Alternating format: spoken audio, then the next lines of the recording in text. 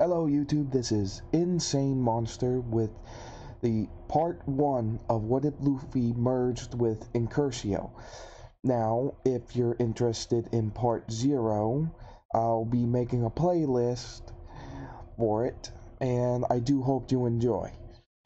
Now then, as in part 0, things are slightly altered due to certain factors because of how I believe the Imperial Arms would work in combination with how Luffy is.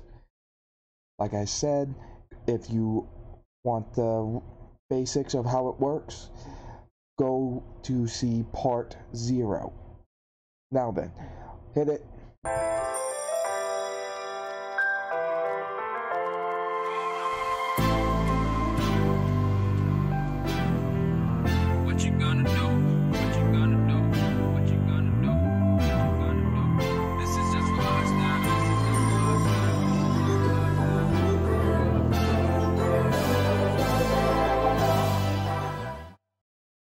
Now, if you want any of that, then link in the description below. So let's get this started. We start at the beginning of the anime. Like in canon, Luffy jumped in the barrel, not really wanting to test if he could outswim a whirling vortex whirlpool. So yes, and like in canon, the crew aboard the cruise ship hooked the barrel he was in while it was being attacked by the pirate Alvida, who kicked Kobe onto the ship, which obviously he did find the barrel, rolling it, being stopped and everything by members of Alvida's crew, which, like in canon, he burst out from the barrel, practically breaking the guy's jaw who was about to break into it. Also breaking the swords of the 2 other crew members of Alvida's crew and sending them running, carrying the other crew member.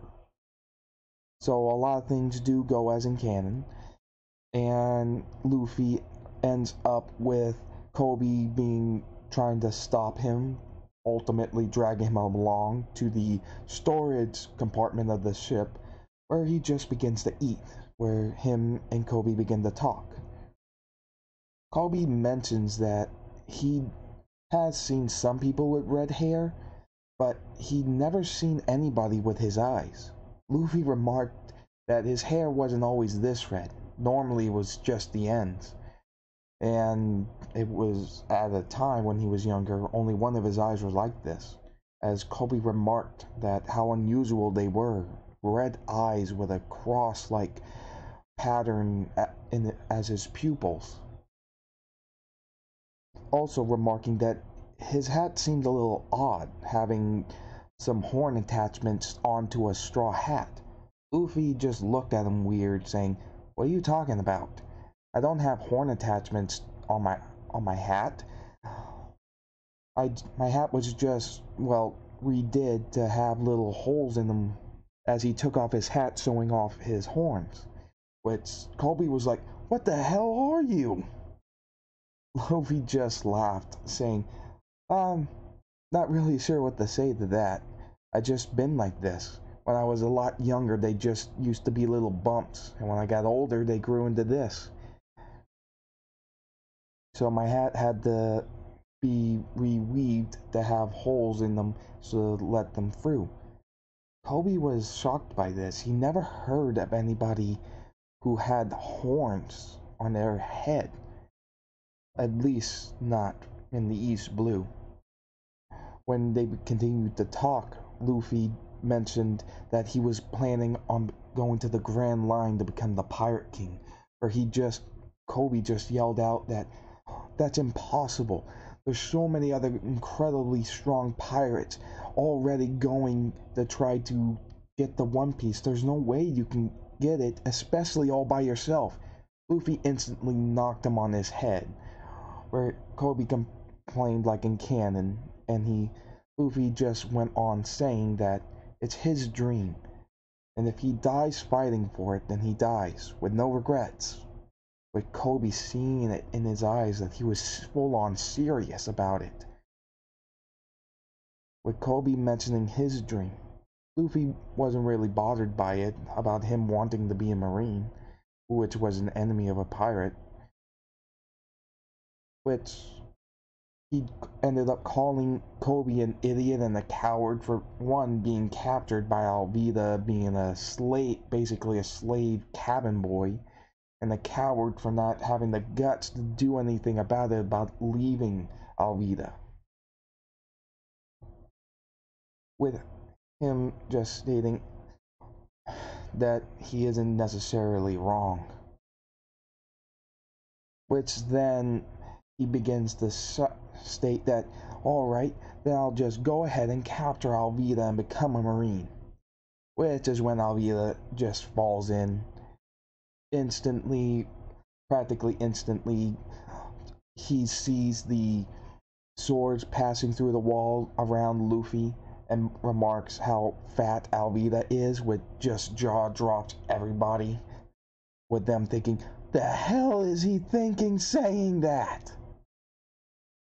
Which Alvida is pissed, swinging her club at them, which he grabs Kobe and just leaps out.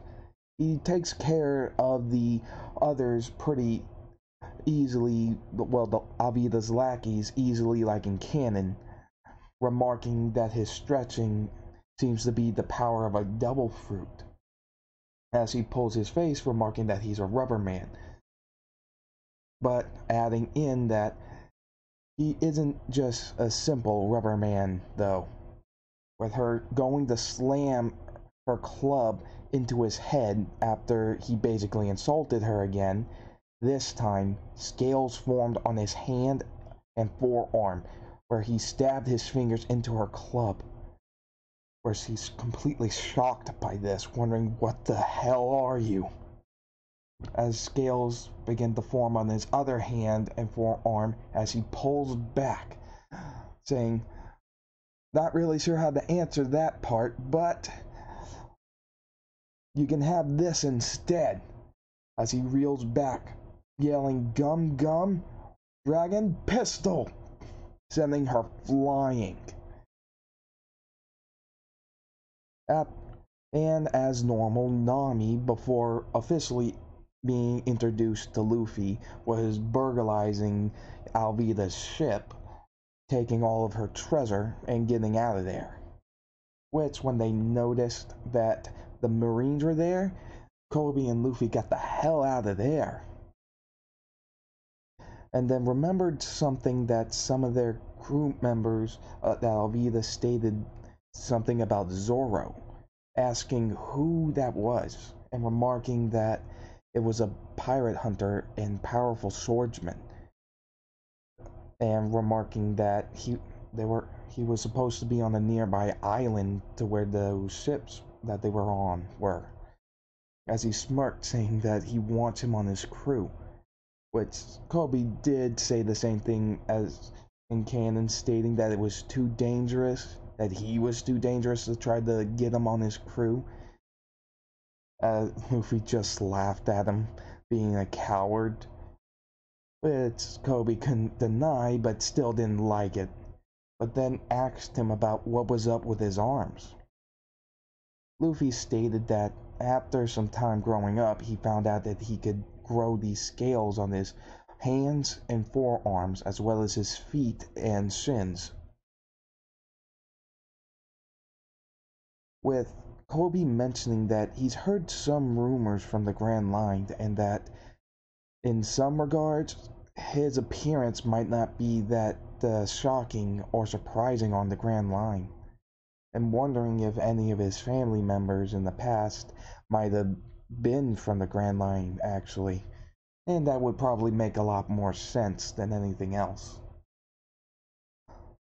But he didn't say it out loud because he didn't want to question him about it. So they just head off to the island where Zoro was being held, which we still get a clip to where Zoro is tied up to a post, more or less, instead of nailed, but tied up, crucifixion, in the middle of a yard. supposed to be there for a month. As they get there, Luffy puts on his hat, with Kobe mentioning that it's probably a good thing to not mention that those things poking out of his hats are actually horns and not a part of his hat. With Luffy stating, why? I don't care if people know. But with Kobe mentioning, yeah, but then we'd have to explain some stuff that I'm not really sure it can be explained. Luffy just remarked, if it comes to it, it comes to it, I don't really care. Which is typical of Luffy's nonchalant attitude and everything, which is just Kobe regretting his decision to come along with Luffy at this point.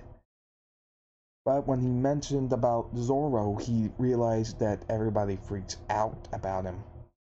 But Luffy finds him amusing, and Kobe finds it very worrisome as they figure out where Zoro is, taking a look, seeing that he's basically crucified, but not nailed to it. Wondering what the hell's going on, until they see a little girl climbing over the wall to bring him food, seeing the same thing as in canon, and Luffy digging his claws that he, with the scales over his hand that he generated, being pissed at that Homepo guy stomping on her rice balls that she made for Zoro to feed him. And then only to be further pissed off with him ordering some Marines to toss her over the wall. He grabbed her pretty simply, with the horns keeping the hat from flying off so easily this time around. He left the girl to Kobe and went off to go check on Zoro. He mentioned that he wants him on his crew, and he flat out refused to, stating that he has little time left to be on this post until he wins, but to feed him the stomped on rice balls, which Luffy remarks that they're covered in dirt, and asking if he's sure, yelling to him to just do it. So he feeds it to him, remarking that it was good, even though it was covered with dirt, which is understandable being starved for so long.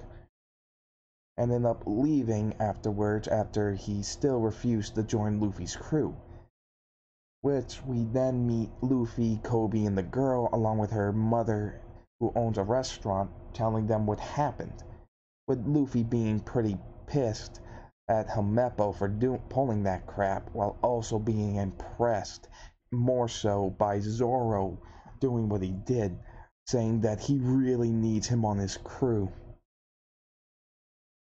Which is when Homepo comes into the picture, being all pompous and then remarking about how he was planning on executing Zoro even if he gets through the whole month. Instantly punched to the face, not just hitting the wall but cracking it, with Kobe, instead of grabbing him from behind, getting in front of him, telling him to not do that, that he's a Navy captain's son, and that he probably just caused them a whole lot of trouble than what they needed. With Homepo stating that he'll have his father execute him, with him saying, "Bring it on!" After that incident, and when they left, Homepo tells his dad, which he still just gets a little pissed, but instead of going after Luffy, just goes to erect his statue, where Homepo is still complaining about not dealing with the problem with this kid, but still ends up being punched by his dad. While Luffy is meeting with Zoro, stating that they really should get out of there, and when he refuses, Luffy mentions that Homepo full out stated in the restaurant he was in that he was going to kill him either way. Zoro was pissed about this, obviously, but couldn't do anything because he didn't have his swords. Luffy said, so if you had your swords, you can get out of here, and then we could leave, right? With Zoro stating, yeah, pretty much. With him saying, alright, then I'll go get your swords then. But you're coming along with me, since I don't know what they look like. With him saying, and how exactly are you going to do that? As he grew his claws this time, tearing the ropes from where they touched the wood instead of his arms. He's surprised by this, asking, what the hell are you? With Luffy stating, not sure how to explain those claws, but it's something I've had ever since I was little. So, there's that. As he takes what remains of the ropes, tying Zoro to his back, saying to hold on while he goes off. With Zoro stating, you're going the wrong way, instantly stretching to rock at them, which he's not a fan of. Obviously, he gets lost, and Zoro trying to give him directions means ending up getting even more lost. They just screw it, and he stretches to the ceiling to fly up there, with him saying, hold on, hold on, hold on. With Zoro just saying that, being worried about what's going to happen, as they just shoot up right like in cannon, grabbing the rope and just breaking Axe Hand Morgan's statue like in cannon. Though them still being in shock and Helmeppo trying to run away, Luffy still grabs him, bringing him along to tell him where his swords, Zoro's swords, are. Obviously, like in canon, the Marine still mentions Kobe's in the execution yard, which Kobe was thinking that he would find Zoro here, saying that he figured that he would end up trying to save Zoro from this unjust thing that Axe Morgan and his son have been doing, though just finding himself in trouble. While Helmeppo was being carried along by Luffy, with Zoro on Luffy's back this time around, they both yelling at him to tell him where Zoro's swords are, which he then stated that they've already passed it, his room where they are. He then just froze. Then once they get to before they get to the room, like in canon, Luffy ended up using Helmeppo as a shield when the Marine pointed some guns at him, demanding to drop Helmeppo. Once they get to his room, Zoro stated that those are his swords, with Luffy being confused by why are there three. Zoro mentioned that he uses the three-sword style, with him saying okay, as they look out the window, seeing Kobe about to be gunned down. Luffy straps the swords onto basically Zoro, and then stretches out to be launched out the window to help Kobe, with Zoro stating, oh, not again, I really hate this. Launching straight out, Luffy uses his claws again to break the ropes to release Zoro from his back along with his swords, and standing in the way of the bullets, protecting Kobe from being shot at, and then firing right back at the Marines and Morgan, with Kobe relieved that he didn't get turned into Swiss cheese, and Zoro saying, what the hell are you? You freak? Him just pulling his face saying, I'm a rubber man. And him saying, okay, but what's with the scales? With Luffy saying, no clue. Which just annoys Zoro a little bit, thinking, how could he not know? With Morgan saying that it's interesting to have a member of someone who has a devil fruit in his base. After telling his men to chop them down if the bullets won't work. Obviously, like in canon, Zoro stops them, stating that, fine, you're pretty persistent, But now that I've gone against the Marines, I'm officially a pirate.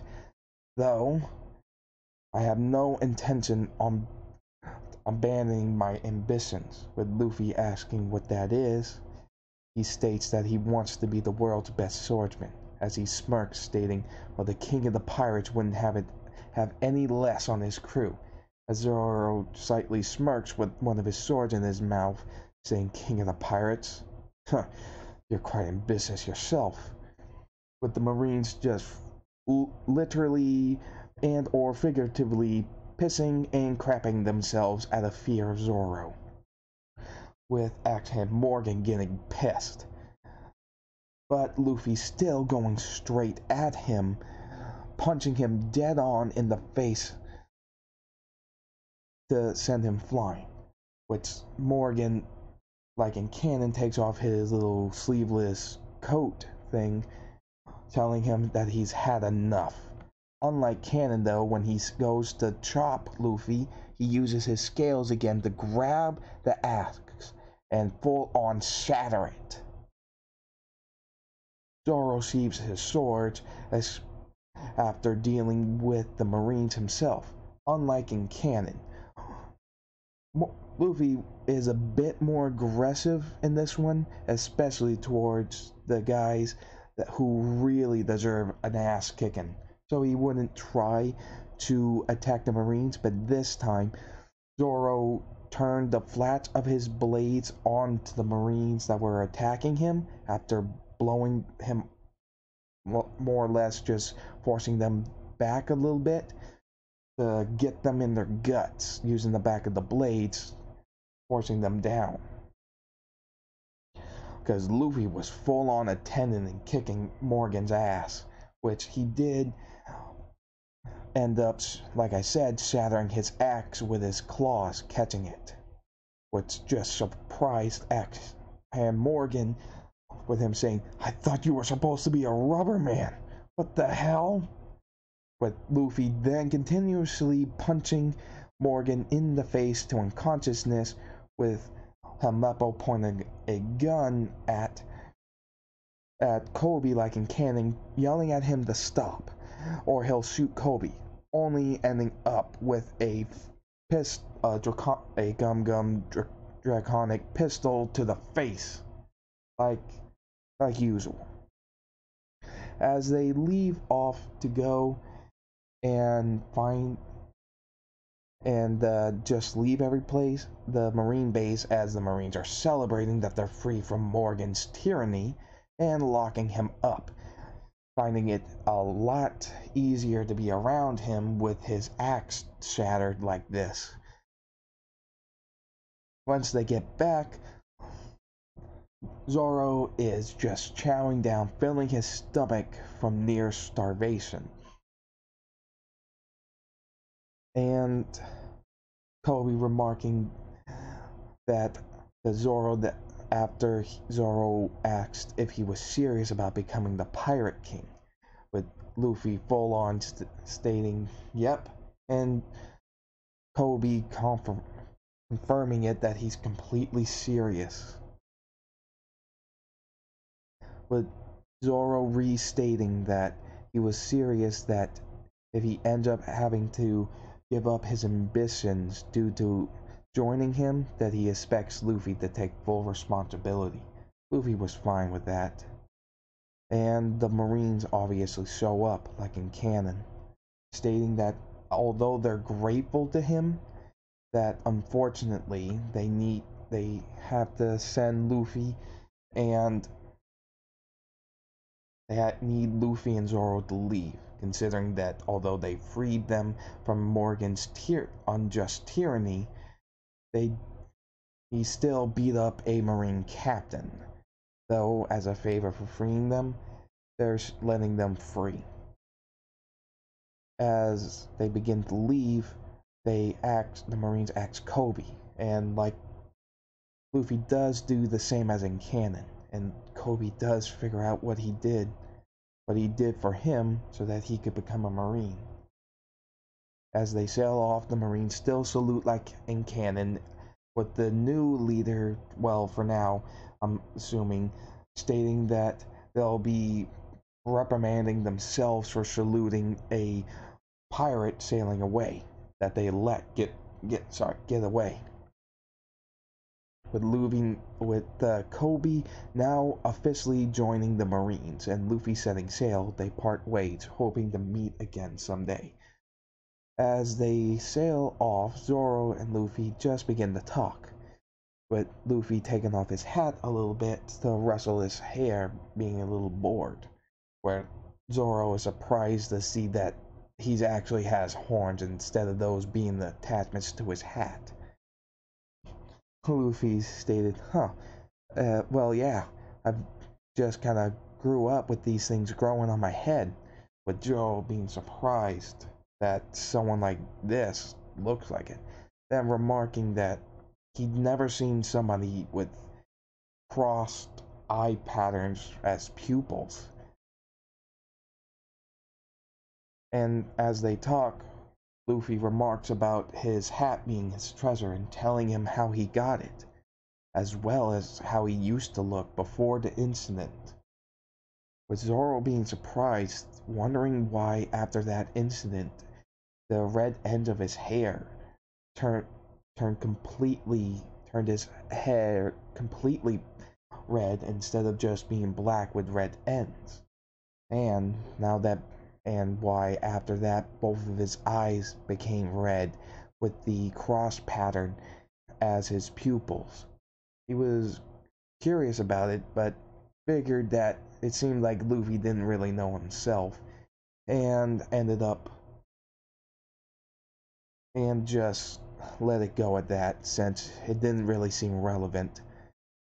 Though he was still curious about that strength he did.